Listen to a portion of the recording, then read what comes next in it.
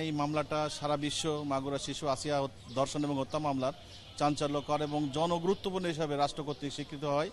এই মামলাটার বিষয়ে আমরা আইনজীবী বলেন, সমাজসেবক বলেন, রাজনীতিবিদ বলেন, প্রশাসন বলেন এবং বিচারক বলেন, সাধারণ জনগণ সবাই এইটার বিষয়ে একটি 8 বছরের একটা শিশু যা ধর্ষিত হয়েছে এটা ন্যাক্কারজনক এবং যেটা ইসলাম এবং আইনের সম্পূর্ণ পরিপন্থী এবং যেটা সাধারণ মানুষ এটা ভালোভাবে নেয়নি। কারণ একটা অ্যাক্সিডেন্ট হতে পারে, যে কোনো একটা বয়স থাকে, একটা থাকে, কিন্তু এই জিনিসটা একটা তারপরেও বোনের শ্বশুর কর্তৃক ধর্ষিত, এটা একটা দুঃখজনক ঘটনা।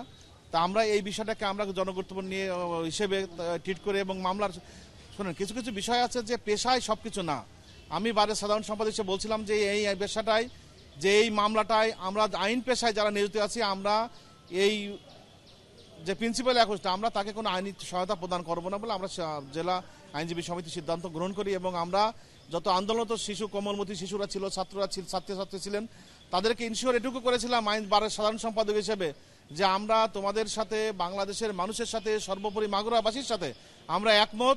আমরা এটুকু বলতে পারি যে এই মামলাটার যদি পুলিশ প্রতিবেদন আসার সাথে সাথে সর্বোচ্চ 15 কার্য দিবসের মধ্যে আমরা আইনি সহায়তা প্রদান করে আমরা এই মামলার দৃষ্টান্তমূলক শাস্তির ব্যবস্থা করব এবং আমি আল্লাহর কাছে শুকরিয়া আদায় করি এবং যে কথা আমরা বলছিলাম এবং সে অনুযায়ী 15 কার্য দিবসের আগেই 14 কার্য দিবসের ভিতরে এই মামলার রায় আজকে মাননীয় বিচারক মহোদয় ঘোষণা করলেন এবং সেই রায়ে আমরা বাদীপক্ষের, রাষ্ট্রপক্ষে আমরা সন্তুষ্ট। আপনারা জানেন শুধু আমরা আইনজীবী হিসেবেই নয়, ইতিমধ্যে এইটি আমাদের দল অর্থাৎ জাতীয় দলের জনাব ভারপ্রাপ্ত চেয়ারম্যান জনাব তারেক রহমান মহোদয় এটা আমাদের একটা কমিটি তৈরি করে দেন। সেখানে আমি, অ্যাডভোকেট রশিদ সাহেব, অ্যাডভোকেট কুমুদ রঞ্জন বিশ্বাস, রঘুনুজ্জামান খান এবং মিজানুর রহমান মিজান, আমরা সার্বক্ষণিকভাবে পিও ভিজিট বলেন, আসামিদের বাড়ি পর্যবেক্ষণ বলেন, আমরা তদন্তকারী কর্মকর্তার মতো আমরা সব জায়গায় দৌড়িয়েছি এবং প্রতিটা কার্য দিবসে আমরা করে থেকেছি এবং এই মামলায় 37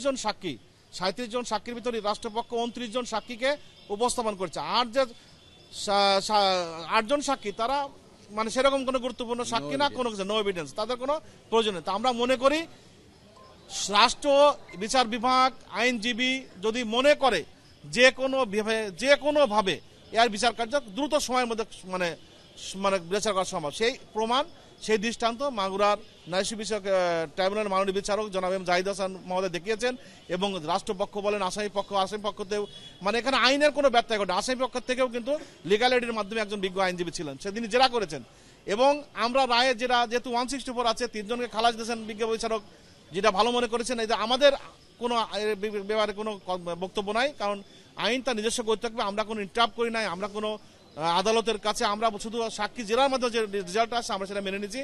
আমরা মনে করি ন্যায় বিচার আসিয়ার পরিবার পেয়েছে, মাগুরাবাসী দেখতে পারে, সারা বিশ্ব দেখতে পেরেছে।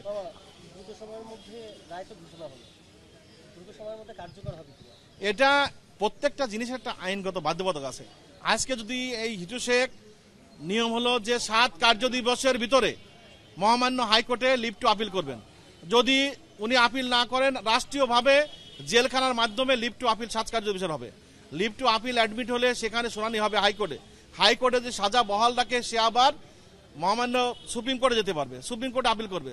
সুপ্রিম কোর্ট যদি তার আবেদন খারিজ করে তখন সর্বোচ্চ স্টেজ মহামান্য রাষ্ট্রপতির কাছে আবেদন করতে পারবে। সমস্ত মানে এইগুলো শেষ করে কার্যক্রম শেষ করে সময় যেটা লাগে। তবে আমি এখানেও আশাবাদী যে আশা করি যে যদি সে আপিল নকল সংগ্রহ না করে, সে যদি জেলখানার মাধ্যমে যদি জেল আপিল হয়, সেটাও আমি মনে করি যে 7 কার্য দিবসের ভিতরে হবে এবং 15 থেকে 20 কার্য দিবসের ওডে নিষ্পত্তি হাইকোর্টে হয়ে যাবে।